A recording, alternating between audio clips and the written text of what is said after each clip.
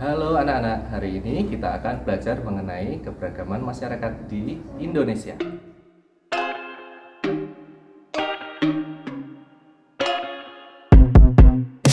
Kalian tahu alat musik?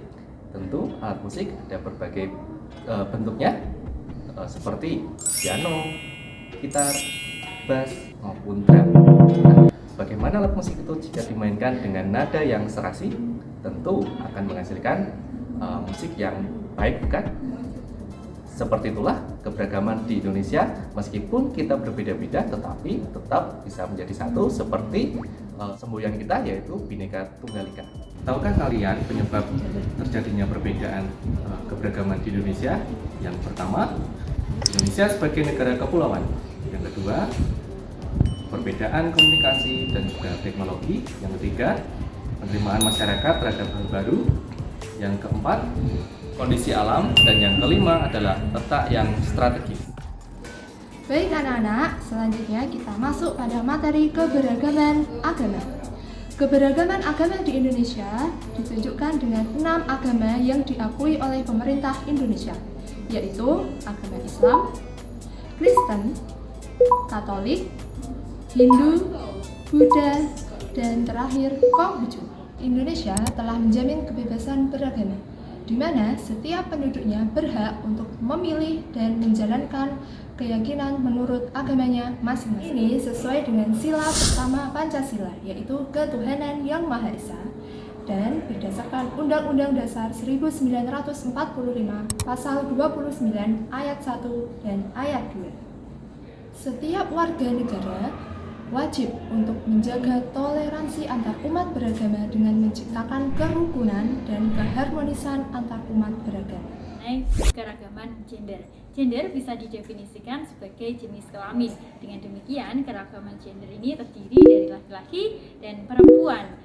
Gender juga bisa diartikan sebagai sifat, fungsi, tanggung jawab yang melekat pada laki-laki dan perempuan sebagai hasil konstruksi sosial dan dapat berubah mengikuti perkembangan zaman. Perbedaan antara laki-laki dan perempuan dapat ditinjau dari dua aspek. Aspek pertama yaitu aspek biologis, yang kedua aspek sosiologis.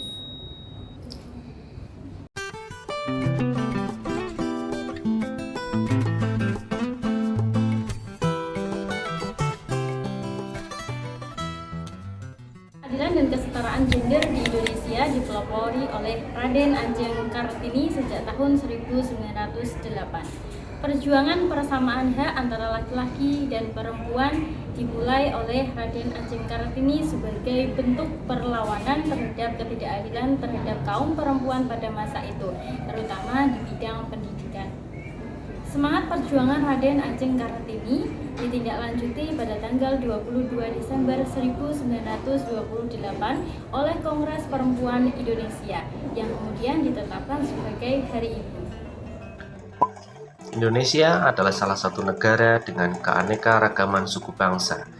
Menurut Badan Statistik Nasional tahun 2010, di Indonesia terdapat 300 kelompok suku bangsa yang terdiri dari 1.340 suku bangsa yang berada di wilayah Indonesia.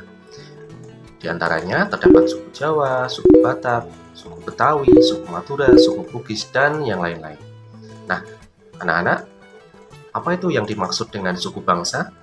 Menurut Kamus Besar Bahasa Indonesia, menyebutkan bahwa suku bangsa adalah kesatuan sosial yang dapat dibedakan dari kesatuan sosial lainnya berdasarkan kesadaran akan identitas perbedaan kebudayaan, khususnya bahasa.